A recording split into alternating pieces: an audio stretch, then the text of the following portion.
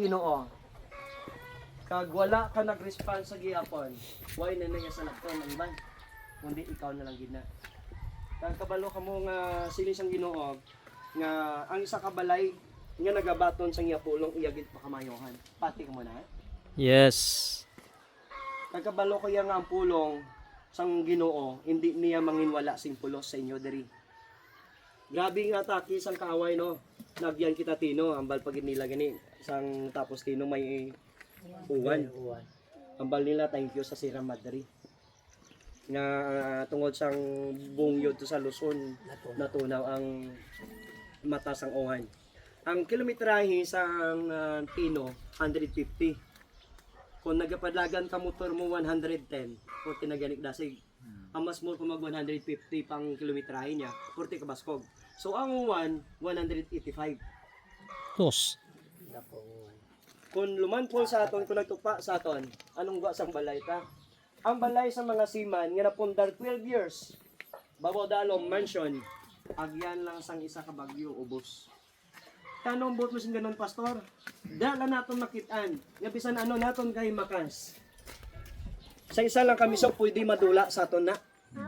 Yes. Pero kung uyatan naton ang pulong sa Ginoo, sila sa Psalms 91, sila ang nagapanawag sa akon pag-aapinan. Ang nagapangayo bulig sa akon pagabuligan. Hindi ko gid sila pagpabayaan. So iban nga balay bonggalo aton gani no? Pero kita kamo nga grabe ang protection sa Dios sa aton kabuhi. That's why ang pulong sa Dios sa aton pagatunan, ang purpose kun nga aari kami diri. Tungod palangga kamo sa Dios. Ang balay matupad palangga kami. Ang balay uya tinyo palangga tagid kaya ga. You know what?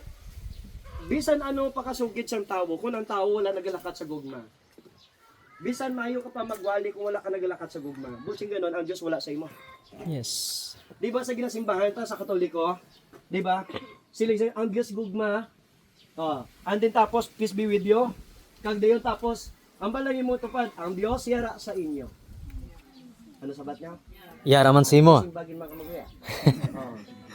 Ina nga deklarasyon sang pari, insakto na. Gina-remind kita ni Padre nga pag ang Dios ara sa imo, wala ka dapat kakulbaan. Di nagapati ka mo ang Dios gamanan. Yes. Oh. Di kung hindi sa gamanan, pamangkuton ta ka mo sa inyo pagtulog pagkagabi, sino nakapakot sa inyo nga makabugta ka mo pagkaga. Wala no? Wala. Hindi mo mapaktan nga sa imo pagtulog, makabugtaw ka pa. Pero pag bugtaw mo, anong ginauna naton? Ha? Cellphone. Bible study ni mo. Pag siling ka Bible study, may pamangkot, may sabat na. Oh. Para makatuon kita sa insakto. So pag bugtaw ta sang aga, may hangin ilong mo. Muklat mata mo. Botsing ganon, grasya na. Pag nakabugtaw ka sa imo pagtulog, grasya na. Pag hindi ka kabugtaw na. Disgrasya eh. Sagit. Diba? That's why kadako sang rason. Supposed to be kadako sang rason sang tawo nga maghatag tion sa Dios. Kadako ti amon nga pas kay say namon mga pas. Ako isa ko kay hinti sa Unilever before. Kawatan ko. Adik ko. Hindi man ko kagwapuhan pero chicks boy ko. Pero hindi mo na dapat pabugal, kuluya na mo. Pero glory to God, biging bago. Oh, adik ko. Hindi lang yung marijuana. Kilaw ko ya sabo. Pero gibiyaan kong ubra ko, mayong ubra sa Unilever, hindi biyaan ko kanyaman. Mapatay ko early. Kung hindi ko ya magbiya sa kalibutan. Graduate na to ko Bible study.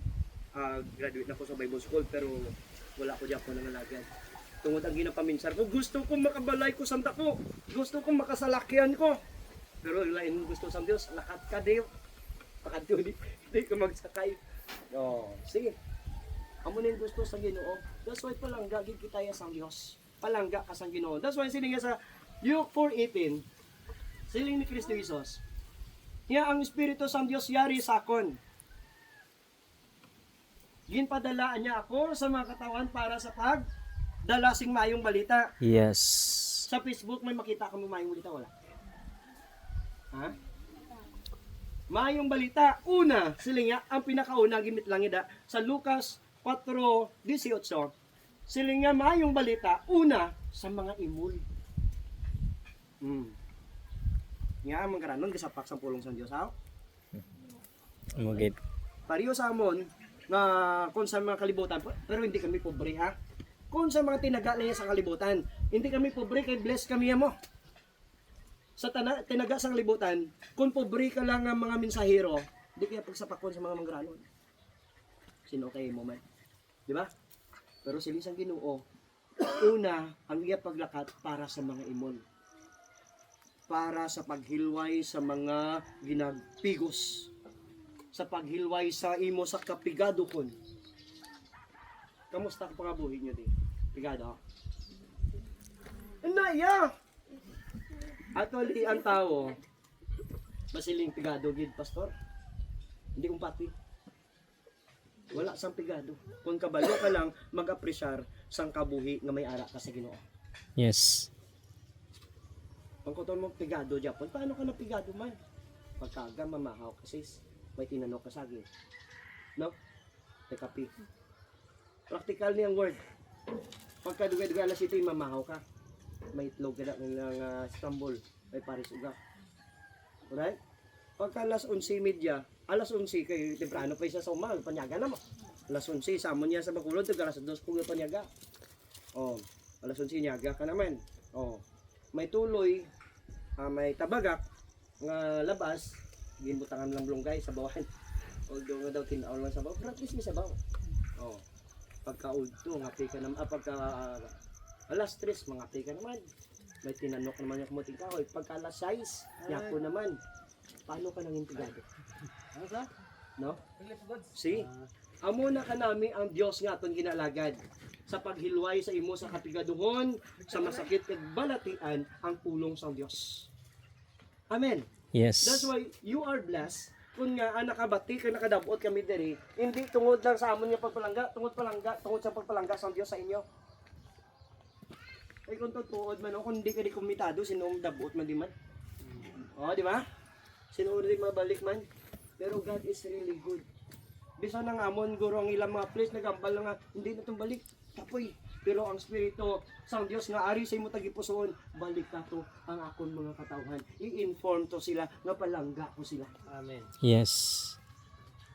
Sa Bagyo Musli, tanan kita, nagyan Bagyo Tino, no? Pero walang tawa magtubangay yung mga tao. Tapos Bagyo, di atin ikalay. Grabe, baskog Bagyo sa amon to. Pero isa lang ka Bagyo naglabay Prolantino. Pero mansig kanya sugid-sugid. Pero isa lang ginasugid, Tino Japon. Naka-experience. Pero diin ka nakakita nga ang tao, adlaw-adlaw, ma-experience nila ang kaayos ng Diyos. Pero wala nila ginasugid sa pariyo nila. No? Ang dayaw sang tao, baskog, kusog-kusog ang Bagyo. Pero sila hindi. Mas kusog, nagbaskog ang Diyos nga ginaalagad ka ginasimba ko. Amen. See? Amo na kinalaing isang faith nga ginatawag.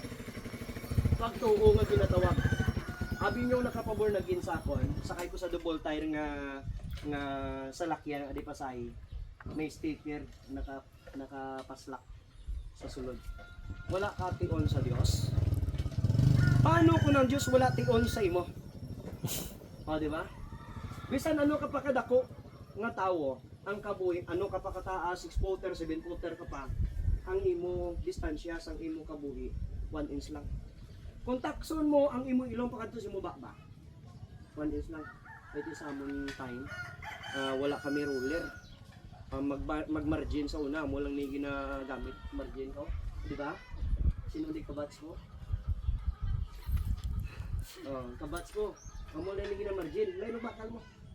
Kung margin ka sa piyak nga ano, imo nga manol sa imo nga papel. Amo lang ginagamit. Kung takson mo ilong mo ko distansya sa imo bakba, 1 inch lang. Ang kabuhi isang tao 1 inch lang. That's why sila sang Ginoo sa pulong sang Ginoo sa John 15, sila nga pabilin kamo sa akon. Kaya ako magapabilin sa inyo. Yes. Buti nga nun, ayo kamo sa akon. Pariyo ni balaw. Pariyo ni mga ayo ko di sa ha. Pwes may mga kay. Hindi, sakit tulo ko sa. Pariyo sa inyo.